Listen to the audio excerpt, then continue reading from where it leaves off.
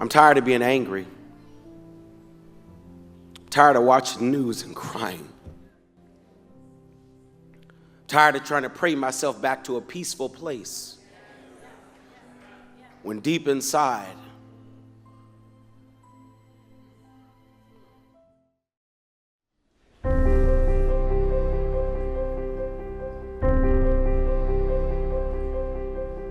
don't scare Negroes today with no badge or no white skin or no white sheet or no white anything else. The police the same way. They put their club upside your head and then turn around and accuse you of attacking them. Every case of police brutality against a Negro follows the same pattern. They attack you, bust you all upside your mouth, and then take you to court and charge you with assault. What kind of democracy is that? What kind of freedom is that? What kind of social or political system is it when a black man has no voice in court, has nothing on his side other than what the white man chooses to give him? My brothers and sisters, we have to put a stop to this. And it will never be stopped until we stop it ourselves. They attack the victim, and then the criminal who attacked the victim accuses the victim of attacking him. Yes, this is American justice. Yes, that's right. This is American democracy. And those of you who are familiar with it know that in America, democracy is hypocrisy. Now, if I'm wrong, put me in jail.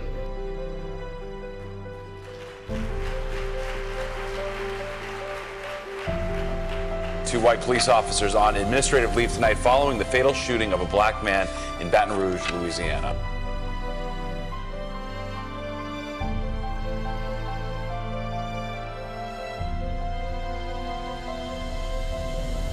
Breaking news, a deadly shooting in Minnesota overnight involving a police officer, sparking outrage across the country.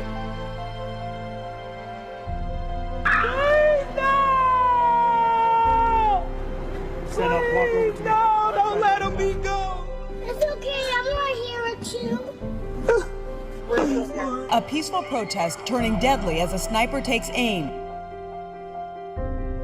In the aftermath, 5 Dallas police officers are dead, 7 more wounded, as well as 2 civilians. God, what do I do in a moment like this? How can God transform my desire to want to do something?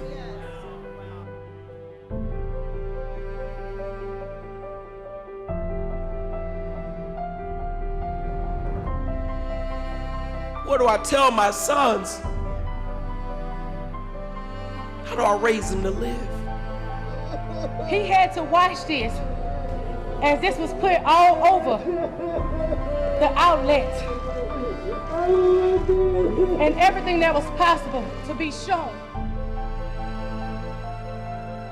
Anybody can say they believe in God and follow Jesus Christ when the sun is shining and everything is stable in your life, but it's in moments like this when the foundation is shaken and racism rises its head and violence has claimed life that we must stand on what we believe and act as the children of light. For Jesus said, "Blessed are the peacemakers, for they shall be called the sons and daughters of God." When people say Black Lives Matter, that doesn't mean blue lives don't matter. It just means all lives matter. But right now, the big concern is the fact that the data shows black folks are more vulnerable to these kinds of incidents. There are those who are asking the devotees of civil rights, when will you be satisfied? We can never be satisfied as long as the Negro is the victim of the unspeakable horrors of police brutality.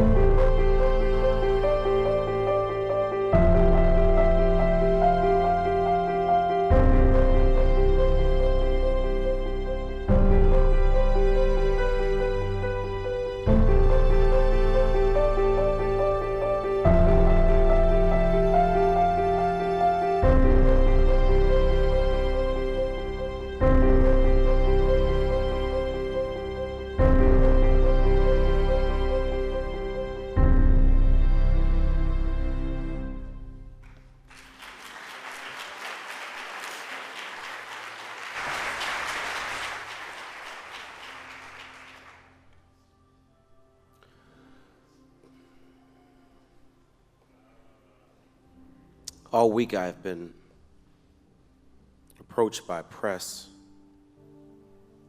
asking, Pastor, what are you going to say today? I wish it was that easy. I don't know what to say. I simply know how I feel. I feel like our sister Fannie Lou Hamer, who in 1964 at the Democratic National Convention in Atlantic City uttered some words that now are marked on her tombstone. She said, I'm sick and tired of being sick and tired. And I, like many of you, come in this place and simply say, I'm tired of this.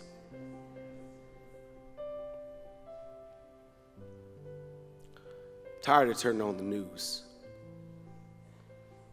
seeing another brother shot and killed while in police custody. I'm tired of seeing the ignorant responses of those who go on news media and social media and have the audacity to tell me that this is not racial. I'm tired of having to pull my sons to the side and give them another lecture on how to stay alive. Because the killing of Philando Castile frightens me. When you can do everything you're supposed to do and sit still and identify that you have a firearm that you're licensed to carry, and when you reach for your driver's license and registration, you're shot dead while being seat belted in your car. I'm tired of being angry. I'm tired of watching news and crying. I'm tired of trying to pray myself back to a peaceful place when deep inside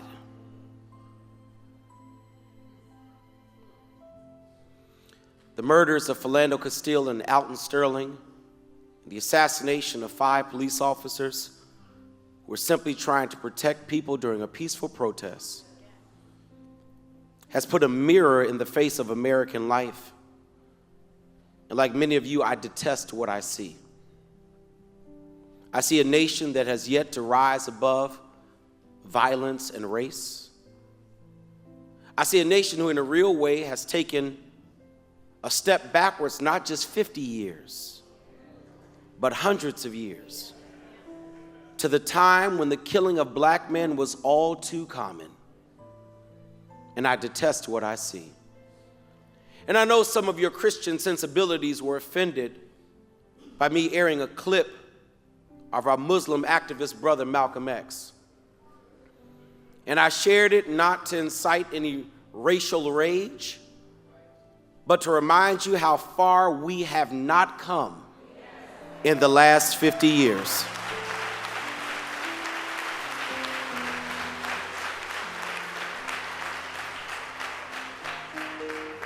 And I'm frustrated standing here.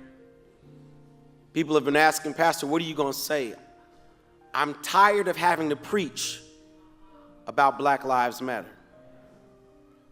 We've been here too many times. We've been here with Trayvon, with Mike, with Eric, with Sandra, with Freddie, with Tamir, with Alton, with Philando. And I'm tired of lifting up the same message that seems to fall on deaf ears in American society. And so I'm honest with you, I really don't know what to say. I wrote a nice little sermon about God will make a way somehow, and the Lord just would not give me permission to preach that because we stand in a more critical place. And so today I come before you not with words of my own, but with words that God gave me from the pen of someone else. Because there's a message we need to hear about the real threat to Black America. In this week when someone would ignorantly applaud Saddam Hussein for killing terrorists, I would argue that terrorism is not the greatest threat to Black America. Police brutality, gun violence, and an absolutely incompetent House of Representatives and Senate is a greater threat to who we are as a people than somebody of a different faith.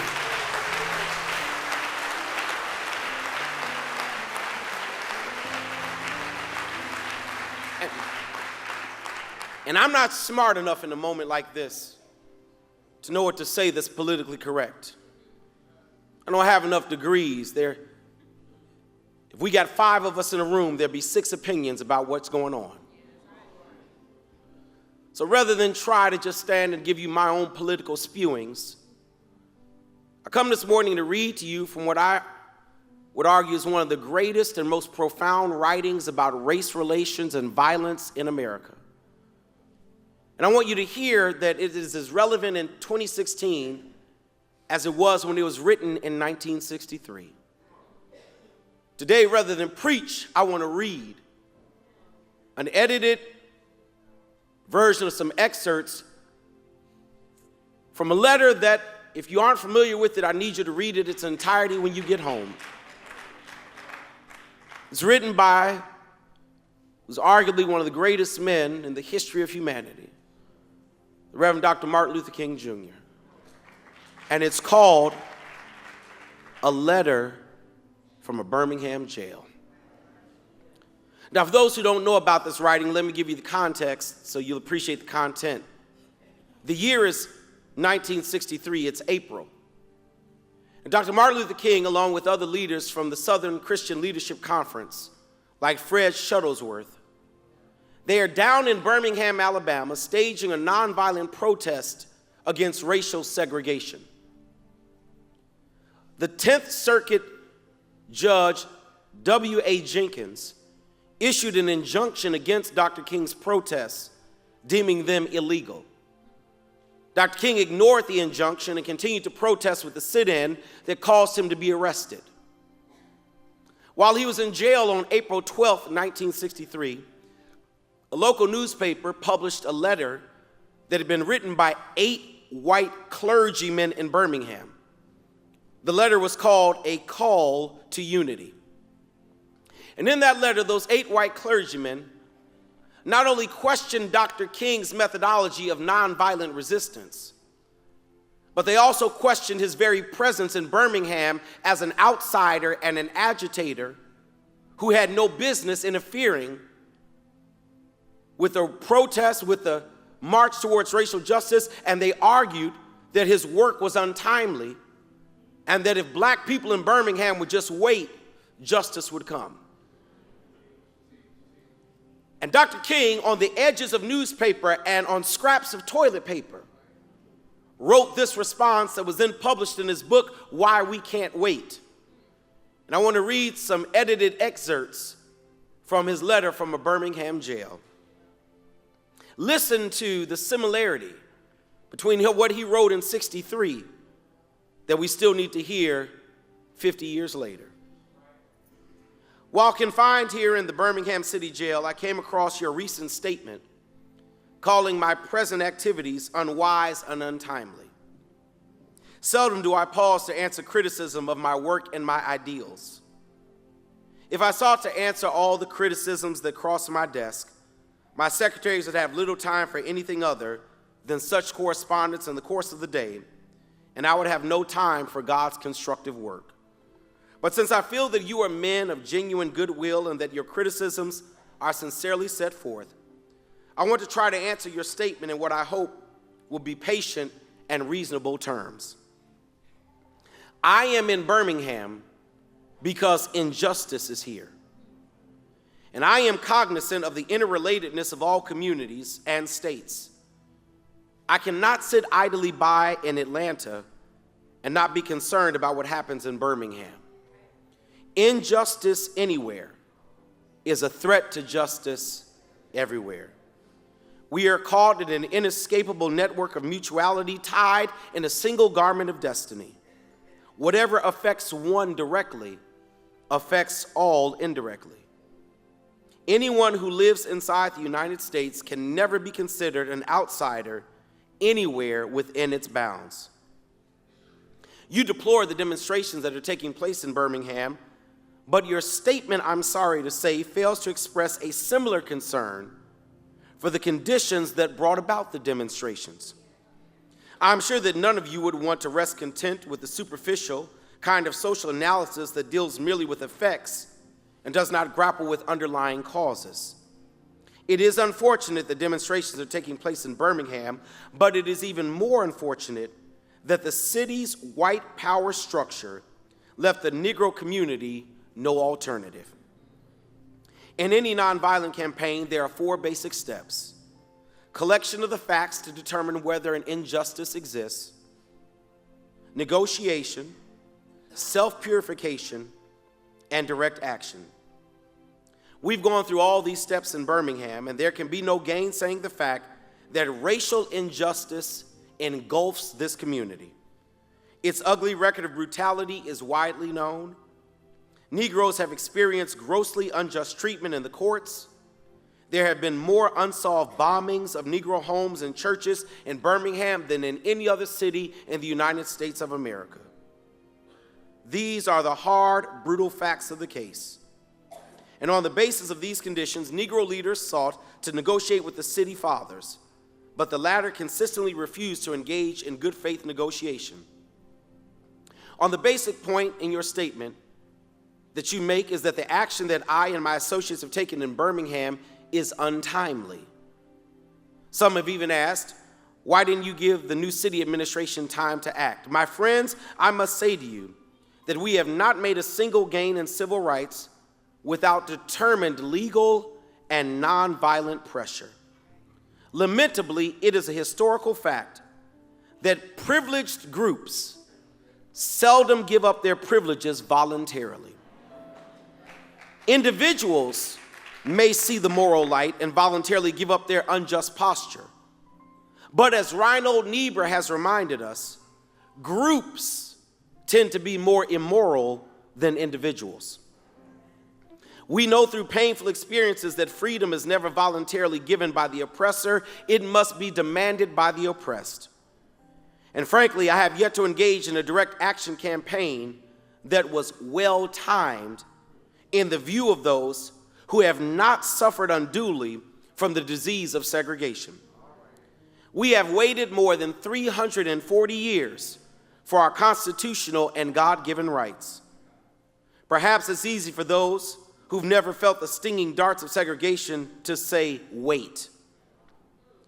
But when you've seen vicious mobs lynch your mothers and fathers at will and drown your sisters and brothers at whim, when you've seen hate-filled policemen curse, kick, and even kill your brothers and sisters, when you see the vast majority of your 20 million Negro brothers smothering in an airtight cage of poverty in the midst of an affluent society, when you suddenly find your tongue twisted and your speech stammering as you seek to explain to your 6-year-old daughter why she can't go to the public amusement park that has just been advertised on television, and see tears welling up in her eyes when she's told that Funtown is closed to colored children, and see ominous clouds of inferiority beginning to form in her little mental sky, and see her beginning to distort her personality by developing an unconscious bitterness towards white people.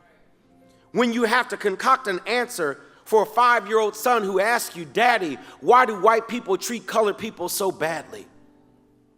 When you are humiliated day in and day out by nagging signs reading white and colored, when your first name becomes nigger, your middle name becomes boy, and your last name becomes John, and your wife and mother are never given the respected title Mrs., when you are harried by day and haunted by night by the fact that you are a Negro, living constantly at tiptoe stance, never quite knowing what to expect next when your life might be taken, and are plunged with inner fears and outer resentments, when you are forever fighting a degenerating sense of nobodiness, then you will understand why we find it difficult to wait. Because there comes a time when the cup of endurance runs over, and men are no longer willing to be plunged into the abyss of despair. I hope, sirs, you can understand our legitimate and unavoidable impatience. I must make a confession to you, my Christian and Jewish brothers. I confess that over the few years, I have been gravely disappointed with the white moderate of society. I've almost reached the regrettable conclusion that the Negro's great stumbling block in his stride toward freedom is not the White Citizens Council nor the Ku Klux Klan, but rather the white moderate, who is more devoted to order than to justice, who prefers a negative peace, which is the absence of tension, to a positive peace, which is the presence of justice, who lives by a mythical concept of time, and who constantly advises the Negro to wait for a more convenient season. Shallow understanding from people of goodwill is more frustrating than absolute misunderstanding from people of ill will. Human progress never rolls in on wheels of inevitability. It comes through the tireless efforts of men and women willing to be co-workers with God. And without this hard work, time itself becomes an ally of the forces of social stagnation. We must use time creatively in the knowledge that the time is always right to do what is right. And now is the time to make real the promise of democracy and transform our pending national elegy into a creative psalm of brotherhood. Now is the time to lift up our national policy from the quicksand of racial injustice to the solid rock of human dignity. You speak of our activity in Birmingham as extreme. At first, I was rather disappointed that fellow clergymen would see my nonviolent efforts as those of an extremist. I began thinking about the fact that I stand in the middle of two opposing forces in the Negro community. One is a force of complacency, made up in part of Negroes who, as a result of long years of oppression, are so drained of self-respect and a sense of somebodyness that they've adjusted to segregation. And in part, a few middle-class Negroes who, because of a degree of academic and economic security, and because in some ways they profit from segregation, have become insensitive to the problems of the masses.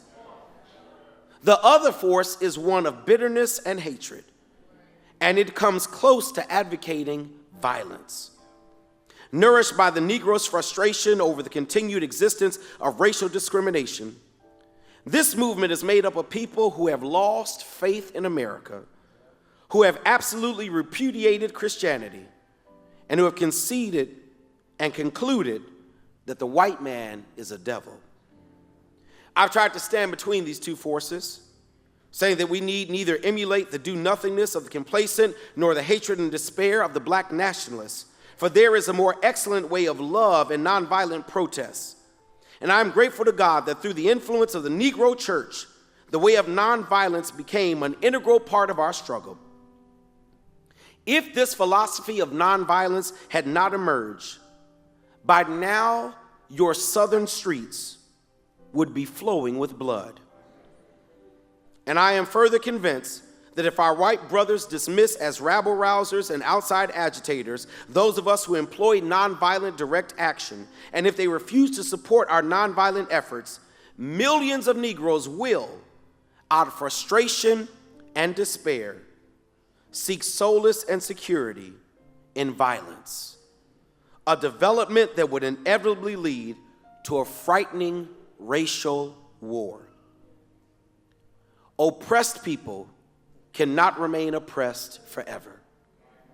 The yearning for freedom eventually manifests itself, and that is what has happened to the American Negro. Something within him has reminded him of his birthright of freedom, and something without has reminded him that it can be gained. The United States Negro is moving with a sense of great urgency toward the promised land of racial justice.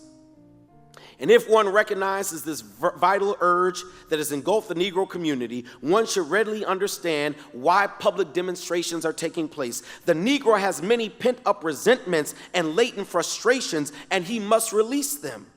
So let him march. Let him make prayer pilgrimages to the city hall. Let him go on freedom rides. let him release his emotions. For if his repressed emotions are not released in nonviolent ways, they will seek expression through violence, and this is not a threat, but rather a fact of history. Let me make note of one other disappointment. I've been greatly disappointed with the white church and its leadership. Of course, there are some notable exceptions, but I must honestly reiterate that I've been disappointed with the church. In the midst of blatant injustices inflicted upon the Negro, I've watched white churchmen stand on the sideline and mouth pious irrelevancies and sanctimonious trivialities. In the midst of a struggle to rid our nation of racial and economic injustice, I've heard too many preachers say, those are social issues with which the gospel has no real concern. And I've watched too many churches commit themselves to a completely otherworldly religion, which makes a strange, unbiblical distinction between body and soul, between the sacred and the secular. There was a time when the church was very powerful, in the time when the early Christians rejoiced at being deemed worthy to suffer for what they believed. In those days, the church was not merely a thermometer that recorded the ideas and principles of popular opinion. It was a thermostat that transformed the mores of society. Whenever the early Christians engaged and entered a town, the people in power became disturbed and immediately sought to convict the Christians for being disturbers of the peace and outside agitators. But the Christians pressed on, in a conviction that they were a colony of heaven, called to obey God rather than man. Small in number, they were big in commitment, and they were too God intoxicated to be intimidated. And by their effort and example, they brought an end to such ancient evils as infanticide and gladiatorial contests. Things are different now. So often the contemporary church is a weak, ineffectual voice with an uncertain sound. Too often the church is a defender of the status quo. Far from being disturbed by the presence of the church, the power structure of the average community is consoled by the church's silent and often even vocal sanction of things being the way they are. But the judgment of God is upon the church as never before. If today's church does not recapture the sacrificial spirit of the early church, it will lose its authenticity, forfeit the loyalty of millions, and be dismissed as an irrelevant social club with no meaning for the 20th century. Every day I meet young people whose disappointment in the church has turned into outright disgust. I hope the church as a whole will meet the challenge of this decisive hour. But even if the church does not come to the aid of justice, I have no despair about the future. I have no fear about the outcome of our struggle in Birmingham, even if our motives are at present misunderstood. We will reach the goal of freedom in Birmingham and all over the nation, because the goal of America is freedom. Abused and scorned though we may be, our destiny is tied up with America's destiny. Before the Pilgrims landed at Plymouth, we were here. Before the pen of Jefferson etched the majestic words of the Declaration of Independence across the pages of history, we were here. For more than 2 centuries, our forefathers labored in this country without wages. They made cotton king. They built the homes of their masters while suffering gross injustice and shameful humiliation. And yet, out of a bottomless vitality, they continue to thrive and develop. And if the inexpressible cruelties of slavery could not stop us, the opposition we now face will surely fail. We will win our freedom because the sacred heritage of our nation and the eternal will of our God are embodied in our echoing demands. Yours for the cause of peace and brotherhood, Dr. Martin Luther King, Jr.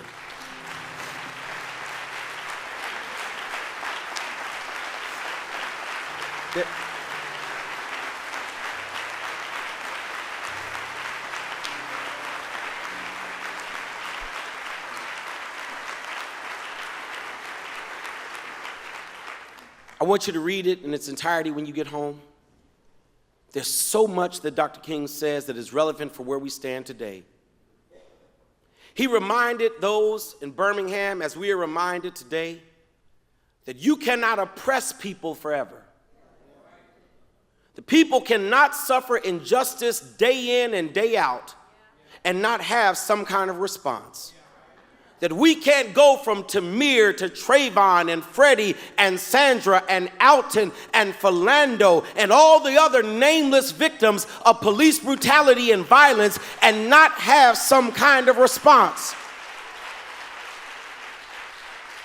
Dr. King predicted that when people are denied justice, they lose sight of the hand of God in their community.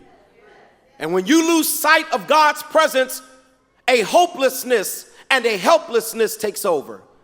And oppressed people who are hopeless are dangerous. Oppressed people who feel helpless will allow rage to show itself in revenge and in riots and in the killing of innocent police officers. What happened in Dallas is deplorable, but you and I both know it was racial retaliation for the injustice that black people have gone through in this land. And yet, it is absolutely the wrong response. The killing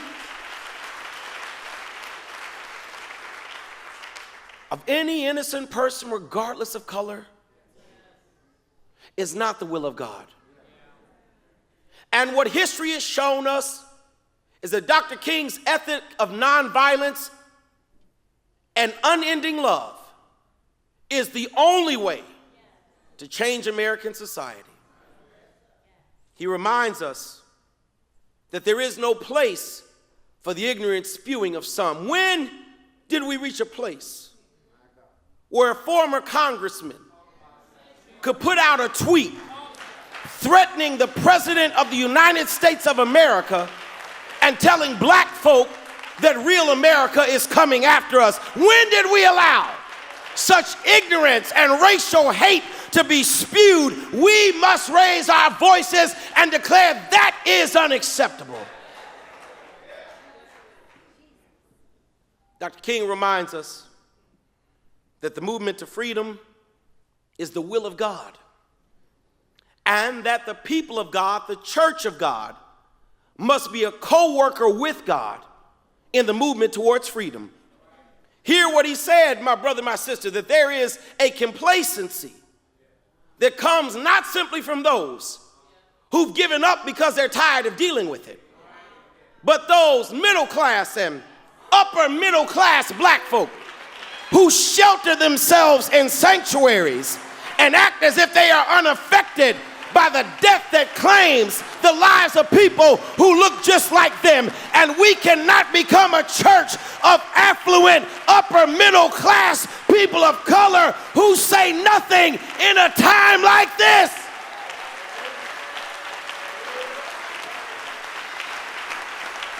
I cannot and will not be part of a church that sits back on academic degrees and GS ratings and six-figure salaries and declare that what happened to those black men does not affect us. No, I'm a black man. I'm raising two black boys, and what happened to them happens to me.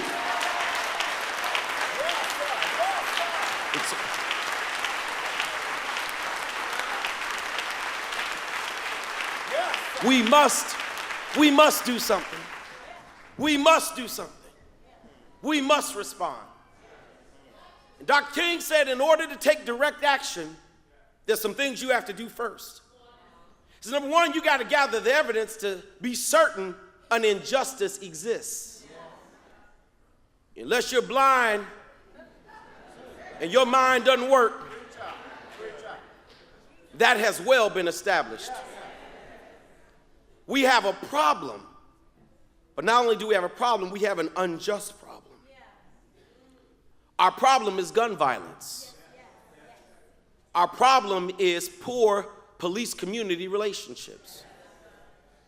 Our problem is not the good men and women who put on that blue uniform and put their lives in harm's way every day. That's not our problem.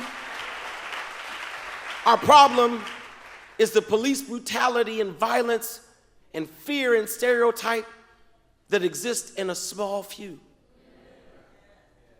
Our problem is that last year, according to The Guardian, there were 1,200 police fatality shootings in the United States of America.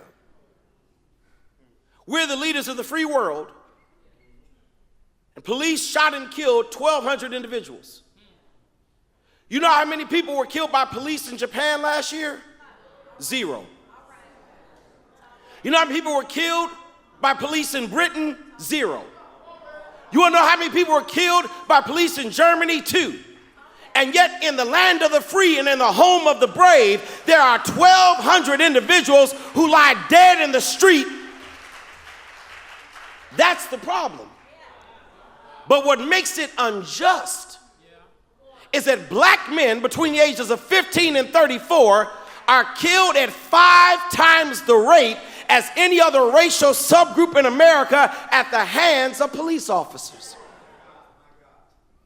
And you offend my racial sensibility when you tell me race ain't got nothing to do with it.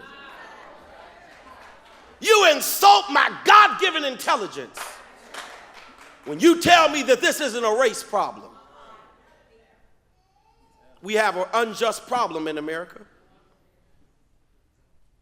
Dr. King says that before you move to direct action, there's got to be some self-purification.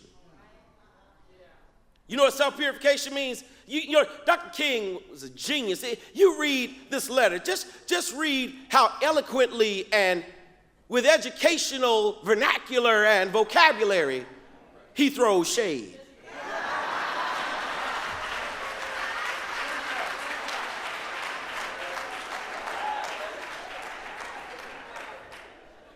He says, you gotta have some self-purification. You know what that means? Self-purification means we gotta have some internal conversation. There's some stuff among us that we gotta work out. There's some things among black folk that black folk got to handle and deal with before we demand anything from somebody else. We got some internal work to do. Well, I know you may disagree, because just like there are multiple shades of blackness, there are multiple opinions about this situation. But we got to have some conversation among ourselves. Got to have some conversation with our young people. Let them know there's nothing glorious about being ignorant. There's nothing prideful about going to jail. There's nothing you ought to brag about talking about you ain't gonna vote. There's nothing you ought to pat yourself on the back about shirking jury duty. The reason people get off is because we're not on the jury to help convict. We got to have some internal conversation. A few weeks ago, Vice Admiral, we went to the Universal Circus. It was the Universal. It was the Soul Circus. And we had us a soulful good time. And those that were there remember there was a part where it got soulful. And the DJ called for all the kids to stand up. And he started playing some songs. And he put on, now watch me whip and watch me nay-nay. And when he put it on, there's a mother holding a little girl next to me. She's about 1 year old, Dustin. And when the song came on, that little 1 year old, she stood up and she whipped and she nay-nayed. People were taking out their phones and just recording a little lady because she's 1 year old. And she can whip and she can nay-nay. I said, that's good. That's good that we got some ethnicity in us and that we can be who we are. We can whip and we nay-nay. But mama, do me a favor. Make sure she learns how to read. Make sure she learns how to write complete sentences. Make sure she knows how to multiply 8 times 8. Ain't nothing wrong with some whip and nay-nay, but do you have some intelligence? Ain't nothing wrong with little man having a crossover and a jump shot, but teach him how to pull his pants up, how to put a tie on his neck, how to go into a boardroom and make certain his subjects and verb match.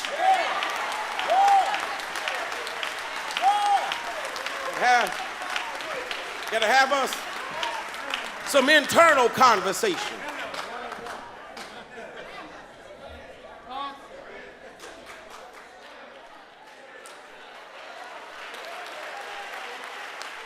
Rather than teaching them how to curse, teach them how to speak in Spanish.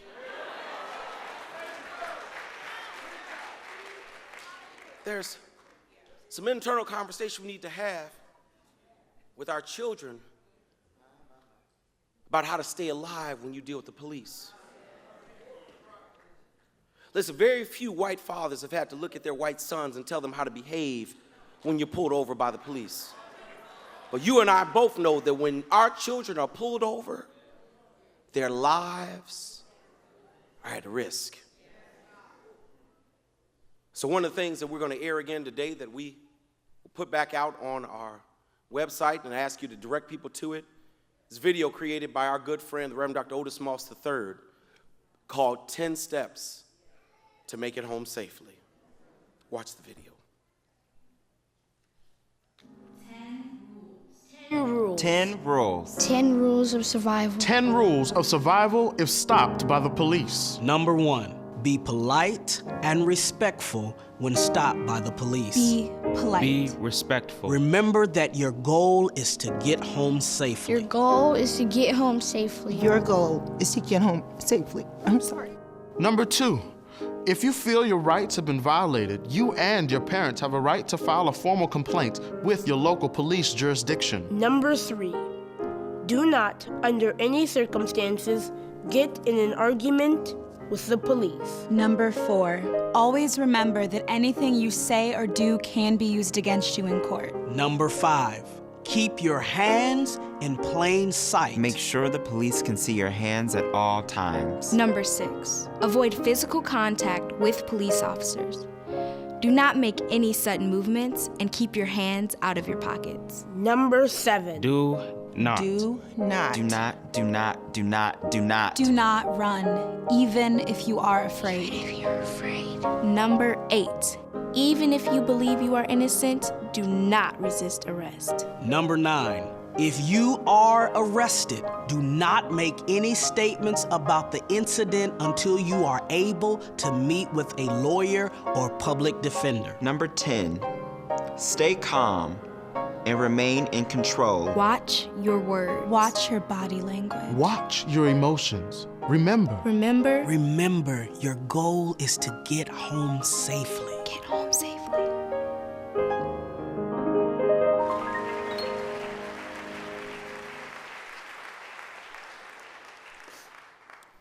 It almost hurts that we have to produce that.